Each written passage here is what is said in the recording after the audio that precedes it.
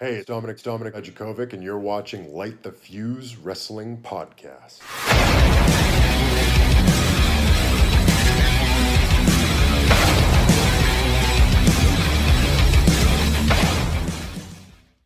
Hello everybody, I am MTG. This is Hunter. And I want to welcome you right here to Light the Fuse Wrestling Podcast, the only pro wrestling podcast that you should be listening to. We're available on YouTube, Facebook, Spotify, Anchor.fm, anywhere where you can find your podcast. And today we're going to be reviewing All Elite Wrestling AEW Dynamite for October 21st, 2020. This took place from Daily Places Amphitheater in Jacksonville, Florida. The commentators for this evening were Jim Ross, Tony Schiavone, and Excalibur, and etc. throughout the night. How are you doing tonight, man? I'm doing good. What about you? I'm ready to review some Dynamite, man. It was a good show. It was decent, but Dynamite has never failed me. Just a little bit throughout the middle kind of was like, what the hell? But we're going to get to that later on throughout the night, okay? All right. All right. We started off with the All Elite Wrestling World Title Elimination Tournament, and we had the round one featuring Wardlow versus JungleBoy. JungleBoy gave a valiant effort. You know, Wardlow threw JB aside and does it again with a standing switch. JungleBoy then smacks Wardlow with a duck and a shout. He jumps on Wardlow several times with a drop kick to him. Wardlow then misses a boot. He chops with the big tree down, but then Wardlow stands still. He then tries diving on top of Wardlow and gives him an outside dive, and then Wardlow, of course, catches him. JungleBoy then escapes and goes for a Hurricanrana, but Wardlow tosses him and gets the early finish in the early parts of the match, you know? Yeah. JungleBoy gave all his effort that he could, but unfortunately he was not strong enough to take on Wardlow. Ergo, Wardlow be winning and advancing in the tournament. What do you think of how JungleBoy was doing, what he had going on, or was Wardlow just a dominant force throughout the get-go? I mean, JungleBoy, he's a pretty good wrestler. Yes, one of the best. I mean, he's good yeah. with the Jurassic Express, but it's just something that, yes, he's good. He's great. He didn't lose to Jericho. He lasted 10 minutes back then. Now he's facing Wardlow, MJF's big heavy. But I understand how Wardlow is. He's heavy. He's strong. He's just this big mastodon. Oh yeah. If he can just pick it up, like if he gets built more, yeah, he would definitely win a match against Wardlow. Yes, I could see that, but see, I could see something later on down the line of JungleBoy getting something towards an AEW title match, a TNT title match. I think he did get a TNT Championship title match against Cody a while back. I don't want to be confirmed, though. It was a while back. And, of course, Tony Khan made it official. At Full Gear, we're getting Jon Moxley versus Eddie Kingston. But not in a regular match, not an Extreme Rules match, not a submission match, not a singles match. We're getting an I Quit match. Of course, that is going to be something interesting. Now that match is one hell of a match to see, and I would recommend we watching saw it, I believe it was 2 weeks ago, something like that. Yeah. We saw Eddie Kingston versus Jon Moxley because it was supposed to be a 6-man tag, but unfortunately, due to COVID-19, by the way, I hope you all are wearing your masks, observing social distance during these troubling times, but the match had to be changed due to Lance Archer getting tested positive for COVID. Ergo, we had Eddie Kingston versus Jon Moxley, which created this little program that's going on right now. And Eddie Kingston, bless his heart, man, he is carrying this program. He is one of the best independent wrestlers on the market. And now that he's signed with AEW, it's just something so different, something so great. He's just done so much in his short time in AEW, and that's why he's going to be main eventing AEW Full Gear. Oh, yes. It's just something great, you know. After they go into the commercial break, they came back. Moxley did a old promo saying how he was happy that Eddie Kingston was here in AEW. He loves Eddie Kingston. He doesn't know where this current bitter Kingston is from. He always thought of Eddie Kingston as this good friend, a good buddy. What is making him this egotistical jackass throughout this current AEW program? But I get it. He's got a stable. He's a heel factor. There is something in there that is going to make Eddie Kingston a very viable contender. Oh, yes. And he says on September 23rd, Eddie states that he never tapped it. Well, at Full Gear, he's not going to tap. He has to physically say, I quit. Yes. And any good I Quit matches. Have to say those every I Quit match, man. Like, one of my favorites was like John Cena versus Randy Orton at Breaking Point 2009. That was something awesome. are we going to get something very similar to this? Because last time at Full Gear, it was Jon Moxley versus Kenny Omega in a non-sanctioned match. And they had barbed wire, thumbtacks, a barbed wire broom, barbed wire bat. They had everything. They had everything but the kitchen sink. I think the kitchen sink was actually in the backstage area. They just couldn't get it. Yes. It was just something great. All right, then we had, for the AEW World Title Eliminator Tournament, Round 1. We had Sonny Kiss versus the Best Bout Machine, Kenny Omega. Okay, Kenny and Sonny shook hands, but then Kenny soon hit a running knee and then a one-winged angel for the quickest win I've ever seen in AEW. That was literally 29, 30 seconds. Like, it was something quite basically a squash match. Sonny Kiss didn't last not one freaking bit. Kenny Omega then, after the match, helped Sonny Kiss to her feet, her, whatever you want to call her, and then raised his hand. He then hugged a reluctant Sonny Kiss before leaving the ring. You know, he understood that Sonny Kiss wanted this. He wanted this to advance in the tournament, but Kenny Omega, you can't stop the Best Bout Machine. Oh, no, you can't. No, because back in 2019, he was Pro Wrestling Illustrated's top #1 wrestler in the top 500. How can you really go head-to-head with the top #1 and not expect to get slaughtered within 30 seconds, right? Exactly. Exactly, that's how it goes. It's impossible. Then we see Tony Schiavone in the backstage interview with Orange Cassidy. He asks him about the last time-minute draw between Cody the following week. And then sometimes things go your way, sometimes things don't. Tony Schiavone then asked him about next week, ergo Orange Cassidy versus Cody Rhodes in a freaking, a lumberjack match. And then, you know, Tony Schiavone just trying to ask Orange Cassidy's questions. Orange Cassidy, of course, does not answer him. So he just goes, whatever, and walks off. Then you see, of course, Orange just fiddling with the nearby TV, you know. Earlier in the day, Dasha Gonzalez then caught up with the American Nightmare Cody. She asks him about next week's rematch against Orange Cassidy. He says that there's rumors that there could be a stipulation added, ergo be the lumberjack match. And I'm all for lumberjack matches, you know.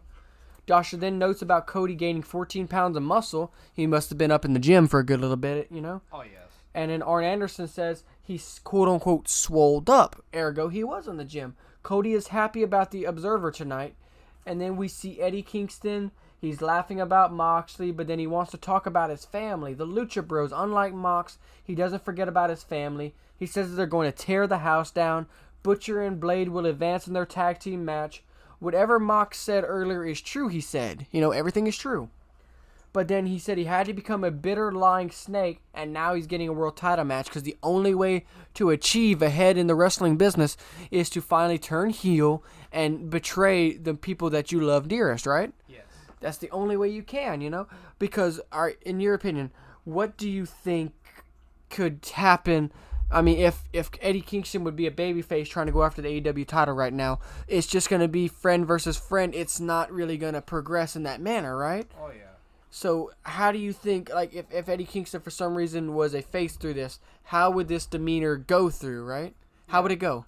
It would just be friend against friend, right? Yes, but, like, there's no actual story. So when he turned heel, there's a bitter vendetta against Jon Moxley, according to Eddie Kingston, right? Oh, yeah. So this is what builds a storyline. It what builds energy. It what builds the energy for this match. Ergo, making it an I Quit match. Because the story behind it being an I Quit match is that Eddie Kingston said he never tapped out. So in order to lose the match, Eddie Kingston has to say, I quit. Yes. Thank you. Then it's crazy, you know? And then he grins and winks at the camera to end his promo, you know? Match number 3 is, of course, another AEW World Title Eliminator Tournament. We have brother versus brother. We have Rey Fenix versus Pentagon Jr. Now that match right there, it was great. Eddie Kingston joined them on commentary, giving the booth the business, you know. The bell rings and Rey Fenix offers a handshake. The two seems at the odds, but then Pentagon Jr. eventually hugs the head of his brother. The two start out with some quick arm drags by the two. Pentagon Jr. then cinches in an ankle lock. Pentagon Jr. then goes for a pile driver, but no dice. None. He tried to get it, but it did not go. A freaking super kick by Pentagon Jr. after the two elude one another. Hard kicks by Pentagon Jr. Rey Fenix then rolls him up for a 2 count. Then Pentagon Jr. does the same, but then gets a 2 count as well. And they bring up to their feet after Rey Fenix kips up. They then stare down at each other, and the two trade some hard chops. And you could see on Ray Fenix's freaking chest, he's just got red all over his chest from them hard chops. He's not used to getting chops from his brother. And Pentagon Jr. has these gloves that just leave some terrible chops, man. Oh, it's horrible. You've received chops, and they do not feel good, do they? No, they do not. And you haven't gotten the full fledged of the chops. You haven't gotten welts on your chest, man. They hurt. They hurt so bad. Really? Yes. Penta then go in for a pile driver on the apron, but Ray frees himself. Ray Fenix then does a corkscrew crossbody on the outside. Penta then trips Ray over the ropes, and then they go to attack on in a picture-to-picture break. Then they come back from the break, and the Pentagon Jr. hits a side swing blade, not a sling blade, and he goes on for a near fall. The two then get on the top, and Ray Fenix then delivers a head scissors. Referee Aubrey Edwards then checking on Ray after he appears dazed from that hit. He could have went for a concussion, you know. It almost went so bad. Pentagon Jr. then begs Ray Fenix to hit him, but Ray refuses because, you know, that's his brother. There's still a bond there. There's always a bond there. A high-flying pop-up powerbomb gets a 2 count from his brother. So impressive, Pentagon Jr. then wrenches back on Ray's arm, and he feels a wee bit guilty. Ray favors his arm. Pentagon Jr. then grabs Ray for a cero miedo, and then Ray turns the tables and hit a Canadian Destroyer for the pinfall. Ray Fenix defeated his brother, Pentagon Jr. I want to point something out. Back at All In, September 1st, 2018, Pentagon Jr. faced Kenny Omega in All In, and that was quote-unquote the two best wrestlers in the world. So for Ray Fenix to defeat his brother, one of the quote-unquote labeled best wrestlers in the world, that's a major accomplishment. Don't you agree? Oh yes, that is. It's something that's going to progress Ray Fenix into this thing. But the thing I've noticed, we're going to get to later on in the night, it's something that I feel as though it was the whole reason for this tournament, and I'm going to get to it later on. We cut to then a backstage segment with the best friends who all know about their stuff getting destroyed. The difference between the arcade getting destroyed and what was happening in this accident, they would cut to Miro, ergo who was Rusev, and Kip Sabian and Penelope Ford. They were not pleased. Alex Marvez is then with Alex Reynolds, John Silver, and Colt Cabana, which is the Dark Order. Reynolds then says this is the biggest moment in their lives. Colt Cabana is set for the win to become the #1 contender. I'm not sure for which title. I'm thinking it's for the TNT title. Silver is then super amped. Reynolds is aiming to handle that hot mess as Colt goes out for his match. Alright, then we go for match number 4. We got the AEW World Title Eliminator Tournament yet again. Each match right now has been for the tournament. We have Colt Cabana with Evil Uno against Hangman Adam Page there to do some cowboy shit. Oh yes. Always cowboy shit. Always. The bell rings. Evil Uno watches from the stage. Page then wrenches the arm, but then Colt grows free. A side headlock by Adam, but then Colt then boots himself out of the situation. A wrist lock by Adam Page. Colt then arm drags out, and Colt stops Hangman. Hangman then hits him soon after, and it just goes on from the break. After they come back from the break, two continue the trade shots. Colt gets hit with a fall-away slam after Hangman flips him over. A head scissors then take down from Cabana. The crowd claps them for their feet. Hard fists by the two. Colt Cabana then jabs with a flip-flop and fly, which is a very funny move on his part. Colt Cabana then tries an underneath, and Page tries to turn it into something, but then Colt rolls him up for a close call. Page then hits him with a flush and a German suplex for the 2 count. Page went for a buckshot lariat, but then Colt plays interference and hits him on with the apron. Colt then goes for a Chicago street skyline, but then Adam Page reverses, eventually hit him with a buckshot lariat. So now in the tournament we have, it's going to be Kenny Omega, I want to say, against Ray Fenix, then Hangman Adam Page versus, I can't remember the other guy right now, but in my opinion, when it's all said and done, it's going to be Kenny Omega versus Hangman Adam Page, the former tag team champions, going head to head at Full Gear, and the winner will face either Jon Moxley or Eddie Kingston for the AEW title at Revolution and or a Dynamite, right? Yes. Now, since we're predicting it like that, what do you think, how, if for some reason Hangman and Kenny Omega get to the finals, who is going to win that? For my opinion, I honestly think it's gonna be Hangman and Page. But why? Why do you think Hangman? Like, is it just because he likes to do cowboy shit, or what is it? Is it he's got a buckshot lariat? He's got a Deadeye finisher. Kenny Omega has the running knee, ergo a V-trigger, and the one-winged angel. Why would Hangman win this match? Because I'm going for Kenny. I'm just being honest. The best bout machine. You can't stop him. Why would Hangman Adam Page win this match? Is it retribution? Is it retaliation? What is it that's going to drive Hangman Page to this level to beat the best bout machine? Well, my best opinion, it has to be because he's after one thing, that's the AEW title. You're correct, but see, he's already had his opportunity. He was in the very first AEW World Title match against Chris Jericho at All Out 2019. Can he try again? Can he persevere? Can he go ahead and end up facing either John Moxley or ergo Eddie Kingston? Can he be that Brazilian? Or will we see Kenny Omega finally rise to the occasion? Because ever since AEW has started, I'm going to be honest, Kenny Omega has not been booked the best way we wanted to.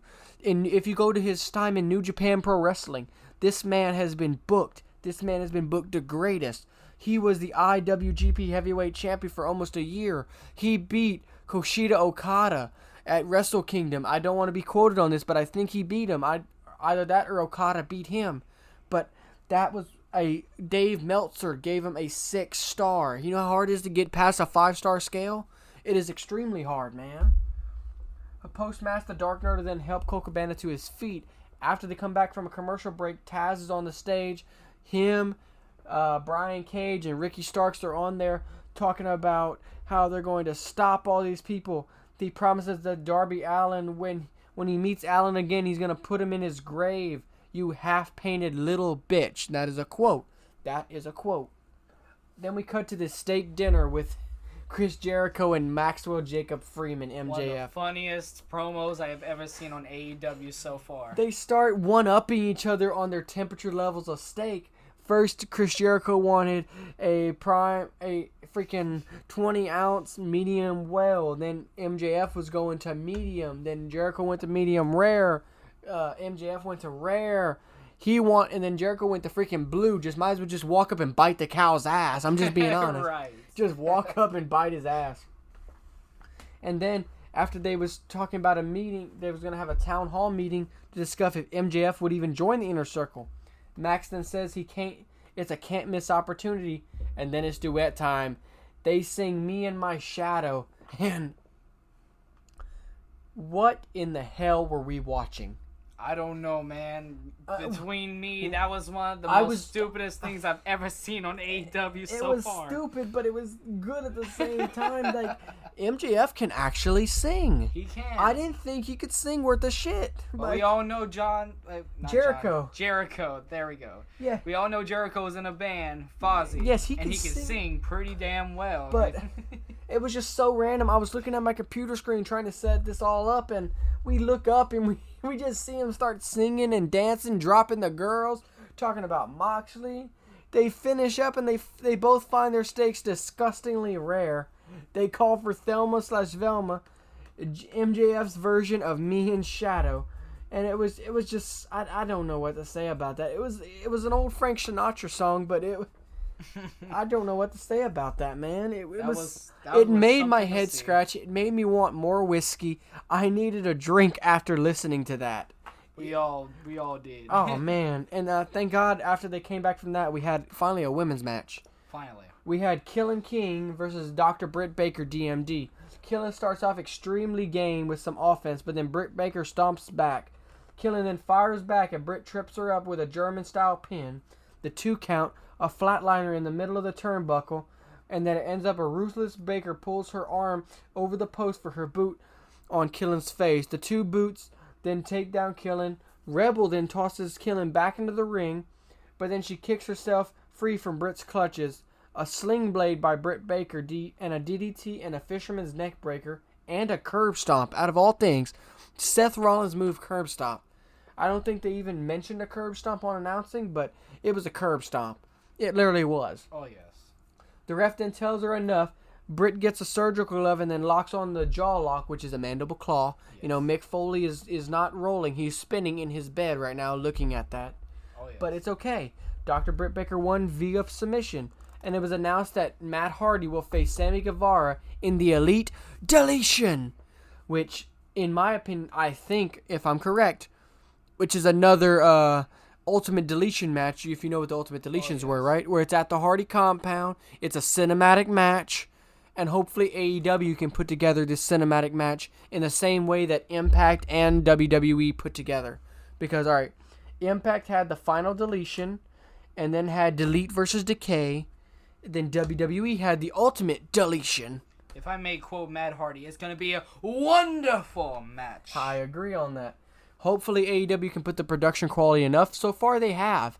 AEW is backed by Tony Khan and their money. So hopefully we'll be able to see something great. Then we would cut to a backstage promo, filmed one with Darby Allin, and out of all people, Steve-O from Jackass. That was one of the weirdest things I've ever seen. It was a good surprise though. Darby then rolls down a skateboard ramp in a body bag. Said, "This is Darby Allin. This is the body bag roll." That is something just unprecedented. It was different. It was something I never thought I'd see Steve-O at another wrestling event again.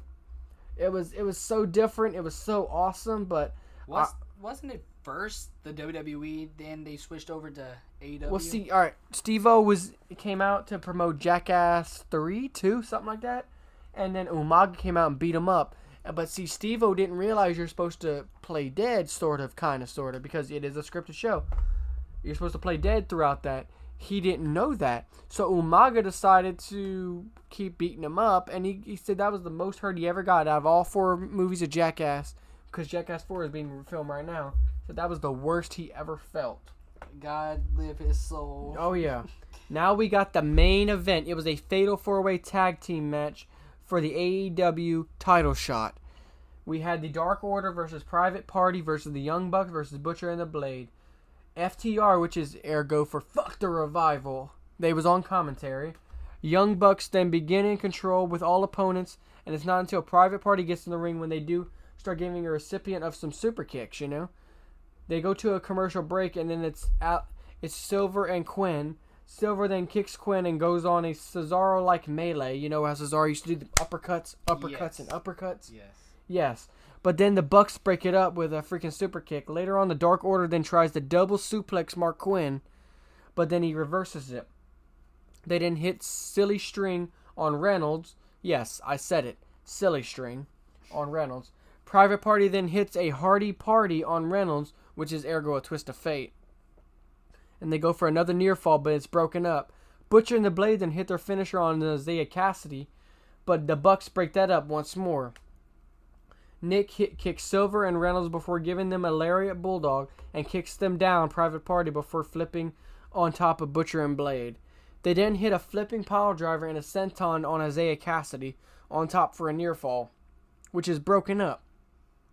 Then which the Young Bucks go for a Meltzer driver. Isaiah Cassidy then rolls for a pin attempt, but Matt rolls him over for a 3 count, kind of like a schoolboy, sort of. The Young Bucks win, so that means we're finally getting a dream match. The dream match is the Young Bucks versus the Revival, which they are now FTR, formerly the Revival. So the post-match, FTR then toasts the Young Bucks with a beer. Nick and Matt Jackson then kick the beers away, and it comes with a masked assailant who attacks the Bucks and hits them with a spike pile driver. They wedge the chair on Matt Jackson's leg and then stomping on it, basically breaking the leg of Matt Jackson. The masked assailant unmasked himself to be, of course, Tully Blanchard, which I should have known by his gut. The booth then questions if the Bucks are able to compete get ready for Full Gear as the show closes. AEW Dynamite, how would you grade that on a 5-star scale? On a 5-star scale, I would have to rate that a 4.5. 4.5? To me. I have to go for a 4 because the only thing I didn't like the Britt Baker match, and I semi-liked the singing of Jericho and MJF. Everything else, it really built towards Full Gear. It built the storylines, it built where we was going, and it built to where something was actually going to take place. Unlike the WWE. And I'm not saying WWE is bad. It's just you have a good episode of Raw, and you have a bad episode of Raw. You have a good episode of SmackDown, you have a crappy episode of SmackDown. They're not good on persistent story building. When they do, it's great, but lately, not good at all. The last time I saw a elegant storytelling was Edge versus Randy Orton. That's the only thing in the last 5 years, besides Rock and Cena, that has actually produced something good. And even that wasn't even 5 years ago. That was more or less 8 years ago, because that was around 2011 to 2013. Like that once in a lifetime stuff. That was a kick in the nuts. We said once in a lifetime at WrestleMania 28. The next year, you're going to get the same match. That's how it goes, huh? Second in a lifetime if you do that. Well, yeah, because it was Cena versus Rock at WrestleMania 28. Then Rock versus Cena at WrestleMania 29. But this time for the WWE title. Yes, I agree. It was good. It was good, but... It was also... It was it was a kick in the nuts. It was a flat-out kick in the nuts, because he said, you will never see it again. You will never, ever see it again next year. And guess what we got? The same thing. Exactly. But see, what the difference between All Elite Wrestling and AEW is, every single episode of Dynamite I've seen, every week is something different. Yes, you'll get a rematch the other week, but not week after week, you know. WWE, like, I'll give you an example. Braun Strowman and Keith Lee. We've already seen both matches last week on Raw and this week on Raw. Probably next week we're going to probably get the same thing. Either that or it's going to build towards Hell in a Cell. Hell in a Cell is this Sunday. It might be an impromptu match. I don't know. We're just going to have to find out.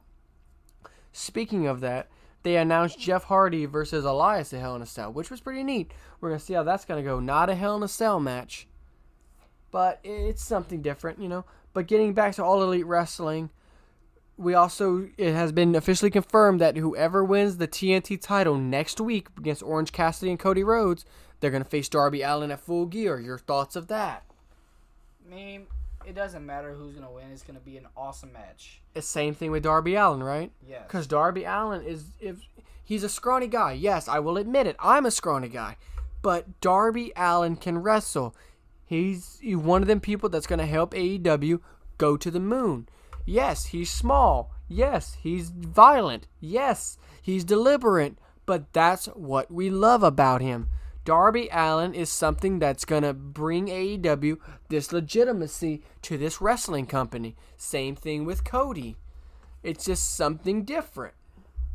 It's going to be one hell of a match. It's going to be great. And see, this Dynamite was something just awesome. It was great.